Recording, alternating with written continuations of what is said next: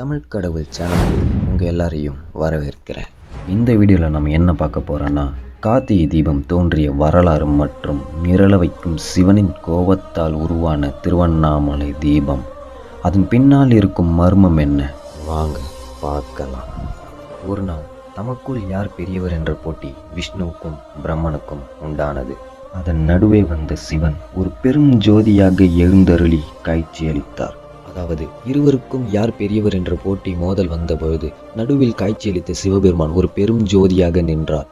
அப்பொழுது மேல் பாகத்தில் உள்ள தலையை பிரம்மதேவரும் கீழ்பாகத்தில் உள்ள அடியை விஷ்ணு பகவானையும் பார்க்க சொல்கிறார். இருவரில் யார் முதலில் பார்க்கிறார்களோ அவர்களே பெரியவர் என சிவபெருமான் கூறுகிறார். அதன்படி அன்னப்பறவையாக உருமாறிய பிரம்மன் பறந்து உச்சை தேடினார். பன்றியாக உருமாறிய விஷ்ணு நிலத்தை துளைத்து கொண்டு அடியை தேடினார். இப்படி பல ஆண்டுகள் பயணித்தும் அவங்களால அவங்களோட இலக்கை அடைய முடியவில்லை. கடைசியில் நம்ம விஷ்ணு பகவான் தன்னுடைய தோல்வியை ஒப்புக்கொண்டு சரணடைகிறார். ஆனால் நம்ம பிரம்மதேவரோ உச்சத்தில் இருக்கும் தலையை நான் பார்த்தேன் அப்படின்னு போய் சொல்கிறாரு. அதுக்கு சாய்ச்சியாக ஒரு தாழம்பூவையும் ரெடி பண்ணிட்டாரு. உண்மையை அறிந்த சிவபெருமான் கோவத்தில் பிரம்மரை சபிக்கிறாரு. இனி பூமியில் உனக்கு பூஜைகள் கிடையாது, கோவில்கள் கிடையாது. உனக்கு சாய்ச்சி சொன்ன தாழம்பூவை வச்சு இனி என்னை படைக்க மாட்டாங்க. ஆனால் நம்ம உண்மையை சொன்ன விஷ்ணு பகவானுக்கு பூமியில் எனக்கு கிடைக்கிற அனைத்தும் உனக்கு சரிசமமாக கிடைக்கும்னு நல்லாசியை வழங்குறாரு. பிரம்மதேவருக்கு பூமியில் கோவில் இல்லாததுக்கு முக்கிய காரணம் இதுவும் ஒன்றுங்க. அப்புறம் இருவருமே தன்னுடைய தோல்வியை ஒப்புக்கொள்கிறாங்க.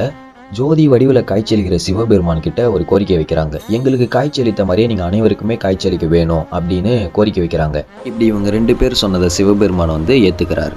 அதாங்க ஜோதி வடிவில் காய்ச்சலித்த அந்த நாளை தான் நம்ம கார்த்திகை தீபம்னு சொல்கிறோம். அப்படி ஜோதி வடிவில் இருக்கும் சிவபெருமான் ஒரு இடத்துல மலையாக காய்ச்சலிக்கிறாரு. அந்த மலை தான் திருவண்ணாமலைன்னு சொல்கிறாங்க. அதை நினைவுபடுத்த தான் அக்னிமயமான திருவண்ணாமலையில் தீபத்தை ஏற்றி வழிபட்டு வராங்க. ஒரு மலையையே சிவனாக வழிபடுறாங்கன்னா அந்த மலை திருவண்ணாமலைங்க. அது மட்டும் இல்லாமல் இந்த நாளுக்கு இன்னொரு சிறப்பு இருக்குங்க. அது என்னன்னா, நம்ம சிவன் நெற்றிக்கண்ணிலிருந்து 6 தீப்பொறியில் பிறந்த நம்ம தமிழ் கடவுள் முருகன் கார்த்திகை பெண்களால் வளர்க்கப்பட்டதால் இந்த நாளை கார்த்திகை தீபம்னு கொண்டாடுறாங்க.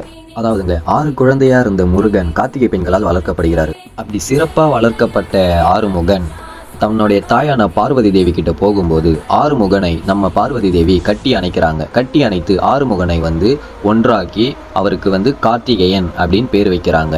இப்படி சிறப்பாக நம்ம கார்த்திகை பெண்கள் முருகனை வளர்த்ததுனால நம்ம சிவபெருமான் என்ன பண்ணுறாருன்னா அவங்களுக்கு ஆசீர்வாதம் கொடுத்து இந்த நாளை உங்களுக்கு விளக்கேற்றி கொண்டாடுவாங்க அப்படின்னு சொல்கிறாங்க. அந்த 6 பெண்கள் நட்சத்திரமாக வானத்தில் இருக்காங்க. அந்த நாளை தான் நம்ம கார்த்திகை தீபமாக கொண்டாடுறோம். இப்படி வருஷத்தில் வர கார்த்திகை தீபம் ரொம்ப சிறப்பானதுங்க. நம்ம சிவபெருமானுடைய அருளும் நம்ம ஆறுமுகனுடைய அருளும் ஒருங்கே கிடைக்கும். இந்த நாளுக்கு இன்னொரு சிறப்பு இருக்குங்க. அதாவது நம்ம பார்வதி தேவி சிவனை நோக்கி தவம் இருக்காங்க.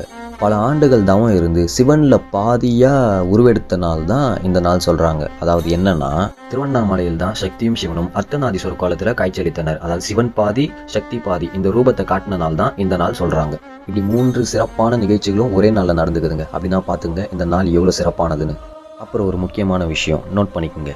கார்த்திகை தீபம் அன்று நம் வீட்டில் ஏற்றும் தீப விளக்கானது தீப ஒளியானது யார் மீது படுகிறதோ அவர்களுக்கு மறுபிறவியில் எந்த ஒரு துன்பமும் நடக்காது. இப்படி சிறப்பு வாய்ந்த இந்த நாளில் சிவனோட ஆசீர்வாதமும் நம்ம சக்தியோட ஆசீர்வாதமும் நம்ம ஆறுமுகன் முருகனோட ஆசீர்வாதமும் ஒருங்கே கிடைக்குது. அந்த நாள் தான் கார்த்திகை தீபம். ஸோ அனைவருக்கும் கார்த்திகை தீபம் நல்வாழ்த்துக்கள். இந்த வீடியோ உங்களுக்கு பயனுள்ளதாக இருக்கும்னு நினைக்கிறேன். பிடிச்சிருந்தா கீழே கமெண்ட் பண்ணுங்க. மறக்காம நம்ம சேனலை சப்ஸ்கிரைப் பண்ணுங்க. இது போல பல வீடியோக்கள் நம்ம சேனலுக்கு உடனுக்குடனே வரும். ஸோ மறக்காம காத்திருங்க. இது போல் உங்களுக்கு தெரியாத தெய்வ கதையை கீழே கமெண்ட் பண்ணுங்கள். அந்த வீடியோ நான் அடுத்த வீடியோவில் போட